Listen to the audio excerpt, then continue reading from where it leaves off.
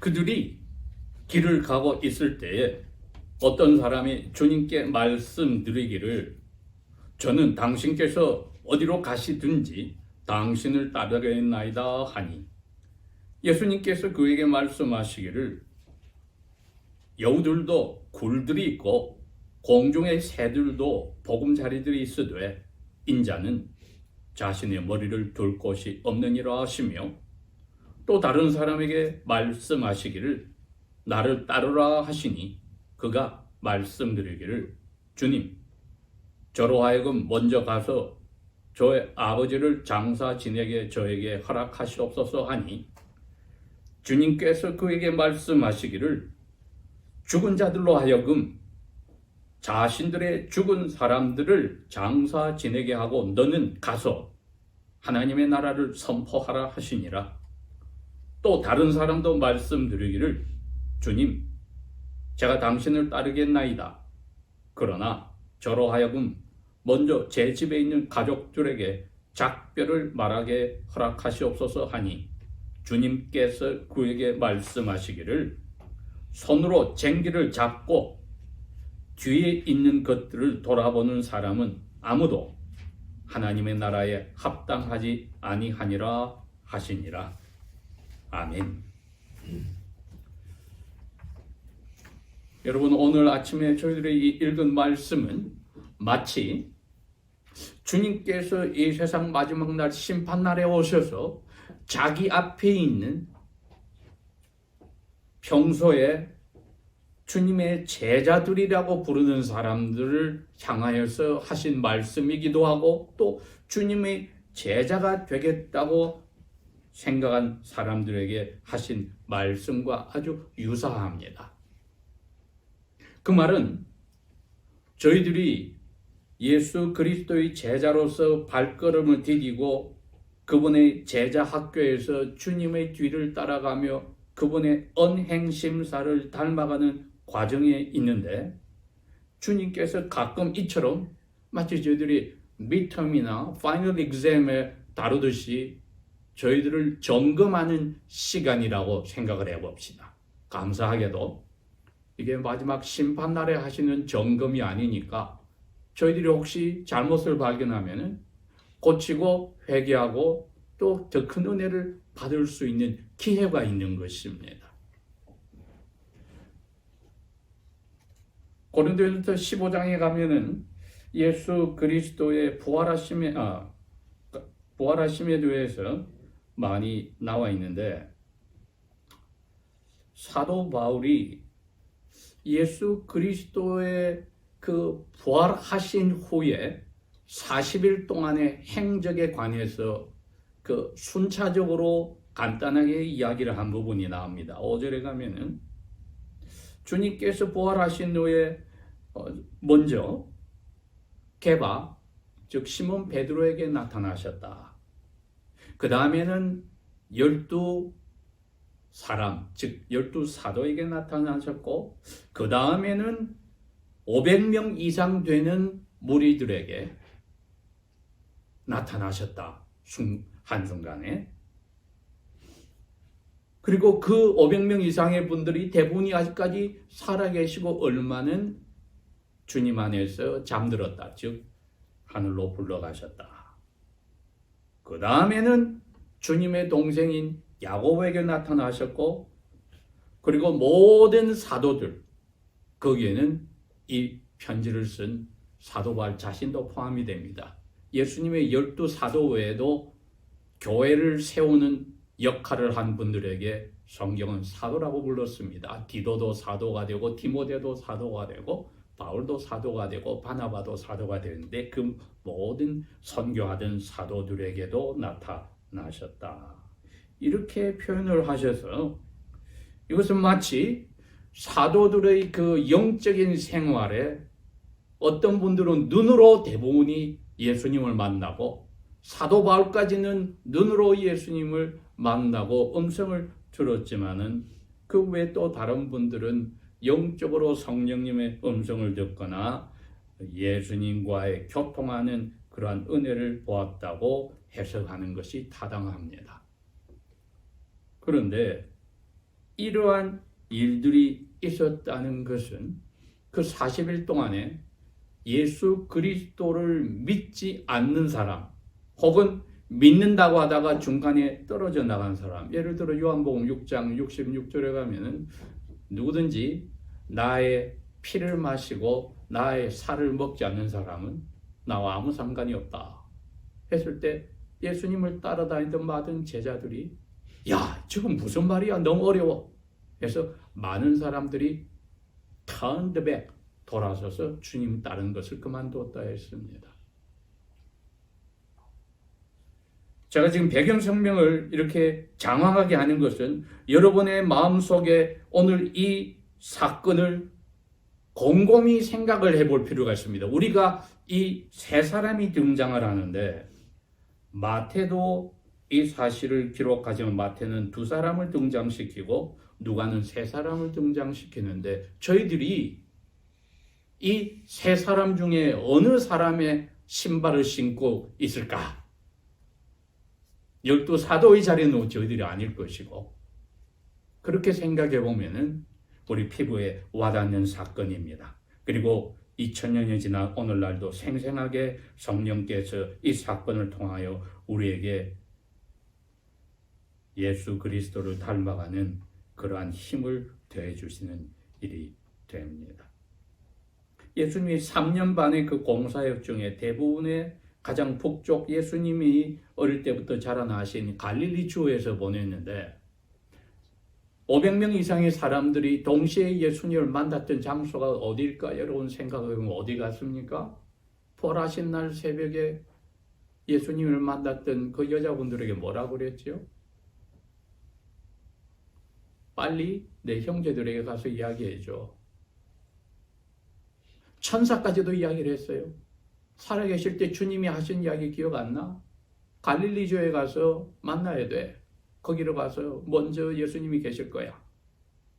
그렇게 생각하면은 갈릴리주에서 사역하실 때 많은 사람들이 예수님을 만나고 예수님의 제자로 된 게 500명이 넘는단 말입니다. 그 중에 예루살렘까지 따라와서 모여있던 사람들, 그리고 예수님의 부활 후에 예수님을 만났는 예수님의 동생들까지 합해서 약 120여 명이 마가 부모님의 다락방에서 예수님이 하늘로 가신 후에 남아서 열흘 동안 기도하고 있었습니다. 그러니 그 나머지 300여 명은 여전히 대부분이 갈릴리주에 살아있는 제자들이고, 또 어떤 분은 요한처럼 아예 예루살렘으로 이사와서 집을 사서 살고 있을지도 모릅니다. 그러나 예수님의 어머니 마리아는 예수님을 늦게라도 믿게 된 동생들이 맡은 게 아니라 요한이 맡았습니다. 이렇게 생각하면은 도대체 이 500명이나 되는 무리들은 예수님의 참 인정을 받는 제자들일 텐데 누구들일까? 여러분 생각해 보신 적이 있습니까? 저기 두로 시돈 지방 그 나라에 살던, 자기 아픈 애를 낫게 해달라고 저는 집에 주인 아들 딸 자격도 아닌 개와 같은 사람이지만은 풋스러기라도 먹게 해주십시오 해서 그 믿음을 귀하게 여기시고 애기 병을 낫게 한 그 과부와 그 아들, 혹은 가버나움에서 20마리 떨어지지 않은 산 쪽에 있었던 나인 도시에 있던 과부가 자기 청년 외아들이 죽어서 나오다가 예수님을 만나서 예수님이 그 아들을 살려주고 했으니 그 어머니와, 혹은 그 어머니는 3년 동안 살아계신지 모르지만 그 장성한 주님 덕분에 살아난 그 아들, 그리고 또 회당장이었던 야이로가 12살 된 자기 딸을 살려줬을 때 그 부부와 그 딸, 여러분 이렇게 생각해 보면은 어쩌면은 유대주에 있는 벳박에 있었던 죽었다가 다시 돌아온 나사로나 마르다나 마리아까지 다 예수님께서 돌아가시기 전에 이미 약속해 주었던 갈릴리로 가서 예수님을 500명 이상의 무리를 모아서 다 만났을지도 모릅니다. 하나가 공통적인 것은 그분들 중에는 가짜가 하나도 없다는 것입니다. 왜? 예수님 부활 후에 자기를 메시아로 믿지 않는 사람은 만난 적이 없습니다. 그렇게 하고 그분들에게 가르친 것은 하나님의 나라에 관해서만 가르쳤다고 했습니다. 여기에 등장하는 오늘 이 세 사람은 과연 그 500명이나 되는 그 무리 속에 들어간 사람들이 있을까 없을까를 우리가 생각해 보면 우리 자신이 2023년 2월 26일 아침에 나의 신앙생활이 어느 자리에 있는지를 점검해 볼 수 있는 아주 귀한 은혜의 시간을 선물 받았습니다. 제목을 예수님 말씀 맨대로 땄습니다. 예수님이 62절에 그랬습니다. 하나님의 나라에 합당하지 않다. 누가요? 마태는 아예 언급도 안 한 누가가 적은 이 세 번째 제자에 그럽니다. 너는 하나님 나라에 합당하지 않다. 이게 무슨 말이냐? 보통 네 가지 말을 섞어서 interchangeable 같은 의미로 씁니다. 하나님 나라에 있다?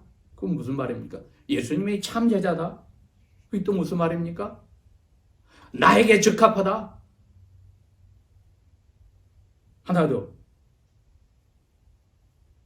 하나님 나라에 들어갔다? 이 네 가지 말이 다 같은 뜻이라 이겁니다. 그러니 내가 과연 예수님이 인정하시는 그 제자인가 아닌가가 우리에게도 중요합니다. 스스로 섰다고 생각해서 다른 사람을 깔보는 바리새인과 같은 자리에 들어가게 되지는 않겠지요. 오늘 이 첫 번째 등장한 사람이 우리는 유심히 봐야 합니다. 예수님 자신이 말씀하신 19장의 말씀을 표현은 이러한 분은 그 당시에 나이가 30이 확실히 된 남자 결혼한 사람입니다. 어떤 사람이 주님께 말씀을 드리기를, 근데 마태는 분명히 이분이 율법사라고 했습니다. 그 당시에 회당마다 학교가 운영이 되는데 회당에서 가장 존경을 받는 사람이 바로 이 율법사입니다. 성경을 누구보다도 꿰뚫고 있는 사람들입니다. 바리새보다도 더 정확하게 가르치는 선생의 자리에 있는데 나이가 최소한 30살이 되고 결혼을 해야만 그 자격을 가지니 이런 사람인데 예수님의 제자가 되겠다는 것은 이분은 참 뻔뻔한 사람입니다. 여러분 2016년에 제가 하나님의 은혜로 목회를 30년을 맞이하여서 준비하였던 그리스도의 제자의 삶을 제가 1월달에서 3월달까지 거의 매주 여러분에게 강론해 드리는데 기억하실지 모르겠지만 갈릴리에서는 남자애들이 12살부터 30살이 될 때까지 랍비가 있는 학교에 가서 공부할 자격이 있는 사람 들어가서 공부를 하는데 30살이 되어도 랍비를 닮아가서 후계자가 아무도 없다. 그러면 다 졸업하고 나서는 하나씩 가진 기술로 자기 사업을, 직종을 바꿔야 됩니다. 이 사람은 자기 직종이 뭐냐? 랍비 학교에 가지도 않았지만 자기 직종은 가장 존경받는 성경 교사의 자리에, 오늘날 치면은 기독교 사립학교의 성경 교사의 자격을 가진 사람입니다. 이 사람이 가장 존경을 받습니다. 어디를 가더라도 제일 좋은 자리에 대접을 받고 인정을 받는 사람인데 뻔뻔스럽게 랍비 스쿨에는 12살부터 29까지 졸업해야 될 사람이 30이 넘어서 그 학교에 자기가 들어가겠다는 이 뻔뻔한 마음을 가졌습니다. 왜요? 자기 눈에 보니까 랍비 예수님 훨씬 자기보다 대접을 잘 받고 자기보다 별 볼일 없는 그 새파랗게 젊은 사람, 12살부터 시작해서 20살 넘었을 베드로, 별 볼일 없는 사람들이 대접을 받고 명예를 누린 것 같으니까 자기가 거기 가면 대장로를 할 수 있지 않겠습니까? 따라가겠다는 거예요, 예수님에게. 오늘날 치면은 예배당에 와서 사회에서 인정받듯이 인정받고자 어느 교회에 조인을 하거나 예수 믿겠다고 어떤 계기를 통해서 들어오는 사람들이 예배당 안에서 대접을 받겠다 할 때는 이 문제에 덜컥 들어갑니다. 동기가 불순합니다. 예수님이 그 사람의 속을 꿰뚫어 보시고 뭐라 그럽니까? 너 보통 라피스쿨에 들어올 자격이 없는 나이인 줄 알고 있지? 그렇지만 너 입으로 랍비의 제자 탈미드처럼 내 가는 데마다 따라오겠다고 했어? 그럼 내가 실상을 보여줄게. 밤에 굴 속에 들어가서 자는 여우들이 잘 자리가 있어. 공중의 새들도 애기 낳고 키울 때 깃드는 보금자리가 있어. 나는 밤에 잘 내 집도 없어. 그래도 나를 따라올 수가 있대. 자연히 예수님께서 이 사람을 거절한 겁니다. 너는 내 제자가 되겠다는 생각이 너 스스로의 편하고 인정받고 지금 누리고 있는 사람들의 총력보다 더한 것을 누리고 우리 제자 머리에 와서 나이 제일 많으니까 너 또 한 건 하겠다는 거 아니야. 너. 우리 가운데는 이러한 자리에 있는 사람은 없겠지요. 59절. 또 다른 사람에게 말씀하시기를 마태는 제자 중 한 사람이라고 지적을 했습니다. 그 다른 사람이 그냥 다른 사람이 아니라 자기를 따르는 제자 중 한 사람이다. 여러분 아까 제가 말씀드린 대로 이 갈릴리 땅이니까 지금 예수님이 3년 사역의 마지막 부분에 다다라서 예루살렘으로 떠나시는 출발점에 있는 자리입니다. 시작점이 아닙니다. 왜? 그 앞부분을 보면 그렇게 되어 있거든요. 28절부터 시작해서 가장 북쪽의 산에 가서 변화하시고 그 다음에 제자들에게 자기가 앞으로 어떻게 되신다고 말씀을 해주시고 예루살렘으로 떠나니까 제자들은 누가 거기 가서 하나님 나라가 만들어질 때 예수님 오른쪽 왼쪽 2등 3등 하느냐로 다투는 그때입니다. 예수님께서 500명 되는 그 무리 중에 하나가 될 수 있는 사람인 자기를 따르는 제자 12 제자를 불러서 사도란 이름을 주지 않는 나머지 제자들 70명 있었지요. 2명씩 짝지어서 보냈던 그 외에도 적어도 300여 명의 제자들이 또 있다 이겁니다. 그 중에 한 사람입니다. 이 사람이. 예수님의 말씀을 보니까 이 사람은 예수님의 끝까지 남는 제자로서 있는 사람입니다. 저도 여러분도 최소한 저희들은 이 500명의 무리에 들어갈 수 있는 그러한 제자로 남아있는 은혜 속에 살아야 합니다. 나를 따르라 하시니 아니 지금 예수님을 따르고 있는데요. 적어도 예루살렘으로 갈 때 120명 정도가 갈릴리에서 따라갔습니다. 예루살렘에 있는 사람들이 오순절에 그들을 방문할 때 알았어요. 저 사람들 다 갈릴리 사람들인데 어떻게 다른 나라 말을 우리가 떠나온 고향의 나라의 말을 알지? 그 120명이나 되는 남녀들이 갈릴리에서부터 예수님을 따라오는 어마어마한 지금 여행인데 그 중에 하나였어요. 이 사람도 분명히. 그런데 이 사람은 예수님을 따르는 그 12 사도의 그 자리는 가지지 못하였지만 예수님의 제자로서 예수님을 따라가는데 예수님이 그럽니다. 나를 따르라. 따르고 있는데 왜 따르라고 하실까요, 여러분? 너 지금 내 제자가 되겠다고 내 제자 학교에 들어와서 나의 언행 심사를 배우고 있는데 아직 마음속에 정리 못한 거 있는 거 내가 알고 있어. 그걸 끄집어내시려고 나를 따르라고 주님께서 처음 제자로 그 사람을 부르실 때 그것을 상기시켜 주신 것입니다. 우리가 평소에 혼자 주님의 말씀을 읽을 때도 또 가정재단으로서 주님의 말씀을 읽을 때도 혹은 그것을 메디테이트, 명상할 때도 이처럼 교회로서 모여서 주님의 말씀을 읽고 들을 때도 주님께서는 우리에게 너가 나의 부름을 받은 그 소명에 부르심에 합당하게 너 자신을 항상 영혼을 말씀의 거울에 비추듯이 하고 사느냐. 너 믿는 척하고 사는 이 율법사의 마음과 같은 엉뚱한 생각을 가지고 현재 세상의 조류에 끌려서 살고 있지는 않느냐. 물어보시는 겁니다. 우리에게. 나를 따른다는 목적이 무엇인지 너 처음에 분명히 저는 이제 그리스도의 이름을 가진 사람으로 살겠습니다. 그래서 그리스도인, 크리스찬, 크라이스트 인 어 맨이 됐습니다. 그런데 저희들의 모습이 처음 그때 주님을 부름을 받아서 세례받고 약속하고 지금까지 삶이 우리의 영혼이 주님의 그 성품을 닮아갑니까? 그 자리입니까? 후퇴합니까? 나와 나의 가정을 이뤘으면 아내와 남편과 자녀를 선물로 받았으면 자녀와의 관계가 주님의 성품을 닮아가는 그 아름다운 반영이 되는가? 아니면 정체되었는가? 아니면 거꾸로 가는가? 점검해 볼 필요가 있죠, 여러분.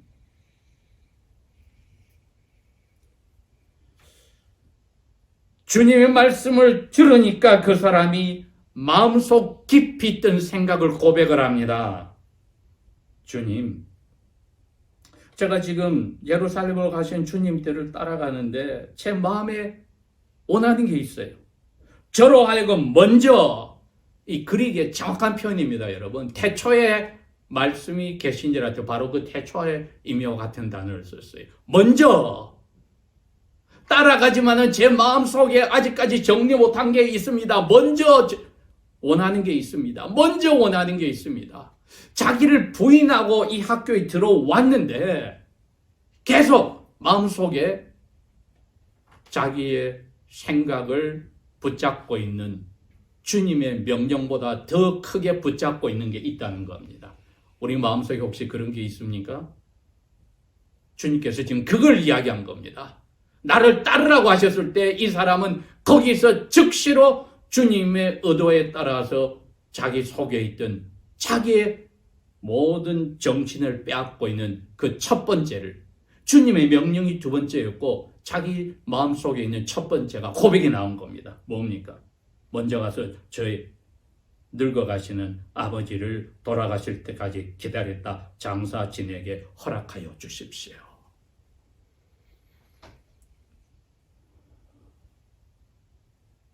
주님께서 이렇게 말씀하시네요.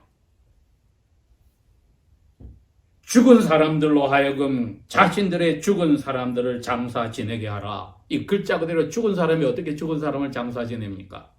그러니까 영적인 의미죠. 나의 제자로 따르기를 거부한 사람들은 영적으로 죽은 사람들이야. 그게 너희 아버지가 돼도 마찬가지고 친척들이 돼도 마찬가지야. 그 사람들이 자기들 죽은 영혼의 삶으로 자기들이 알아서 하게 해. 물론 나의 아버지께서 주신 10가지 말씀은 5번째, 너의 부모를 공경하라고 되어 있어. 그리고 너희 젊은 사람들이 부모님의 나이 주셨을 때 공경해야 되는 것은 5배 명령이니까 순종하는 게 맞아. 그러나 첫 번째 명령이 무엇이었니? 너는 나 외에는 다른 신들을 섬기지 말라 하는 그분의 아들로서 내가 와서 그분의 말씀을 전하는데 그 첫 번째 계명을, 너는 나를 따르라는 그 계명을 나를 신으로 따라야 되는데 그거하고 너 아버지 섬기겠다는 5번째 계명하고 상충했을 때 너 어떻게 할래?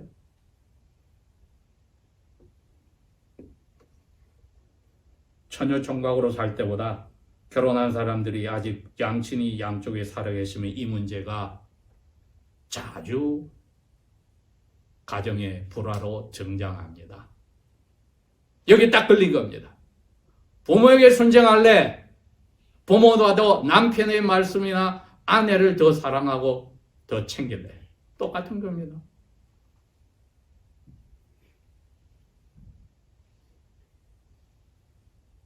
그때 성경 말씀은 하나님의 명령을 첫 번째 돌파내는 것을 먼저 순종해라. 그래서 주님이 정리하신 겁니다. 너는 가라. 뭐를 하라고요?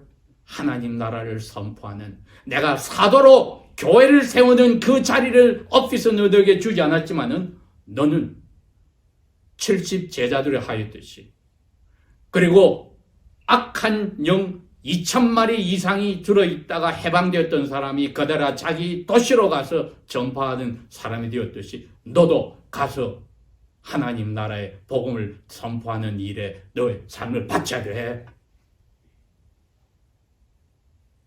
우리가 이러한 속에 있던 잘못된 첫 번째 생각을 부숴주시는 주님의 이 부드러운 책망을 받아들이는 은혜를 누려야 합니다. 정신 바짝 차리고 내가 주 예수님이 크리스찬으로 만들어서 살아있는 예수님의 향기로 편지로 사람들에게 보이는 삶에서 어딘가, 혹은 우리 부부가 우리 가정이 미끄러졌다면 정신 차려야 되겠구나. 주님께서 이 사람에게 부드럽게 책망하듯이 달게 받고 하나님 나라가 나의 삶에, 부부의 삶에, 가족의 삶에, 나의 하는 일에 사람들에게 드러나는 이 첫 번째 부르심에 초점을 맞춰야 되겠다. 이 사람은 여전히 적어도 그 500명에 되는 무리 속에 충분히 들어있을 수 있는 갈릴리 출신이라면 그 사람의 제자입니다. 세 번째, 이 사람은 마태복음에 나와 있지도 않습니다. 61절, 또 다른 사람도 말씀드리기를 이분도 그 제자들 중에 하나였습니다. 제가 당신을 따르겠나이다. 하지만 저로 하여금 먼저, 이 사람도 first, 먼저가 있었습니다.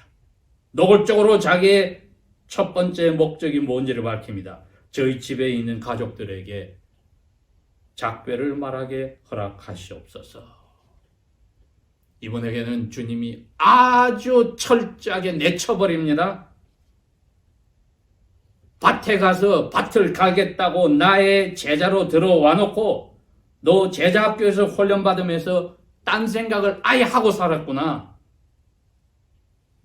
나의 제자학교 밭에 와서 하나님 말씀을 선포하려고 너의 삶을 나를 닮아가려고 와놓고 너 첫 번째 생각은 너 가족이었고 너가 하는 사업이었네.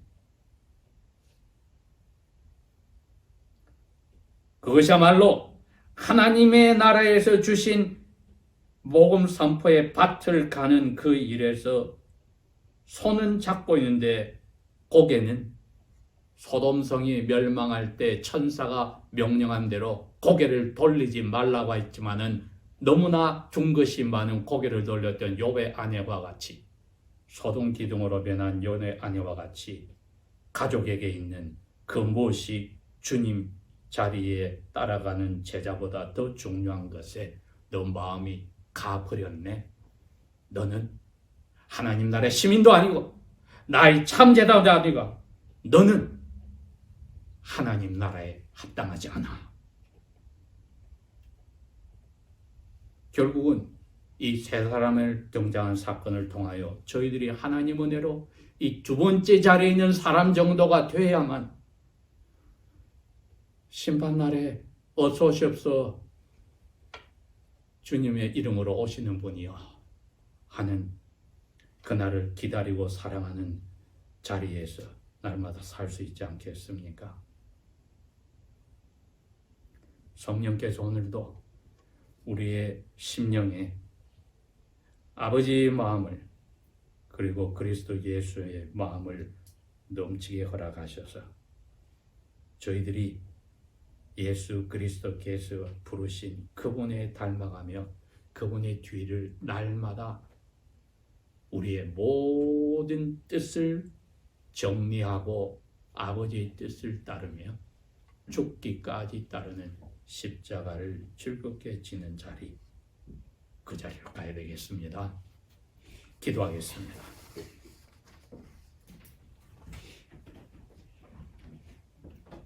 아버지 하나님, 성령께서 우리의 스승이 되셔서 이끌어 주시고 우리의 영혼을 밝혀 주시고 기쁨과 의로움과 평강으로 채워 주셔서 주님을 따르는 데에서 오른쪽 왼쪽 뒤를 돌아보는 그러한 자리로 가지 않기 원합니다. 예수님께서 저희들을 대신하여 기도하여 주시며 붙들어 주실 줄 믿고 예수님 이름으로 감사 기도합니다. 아멘.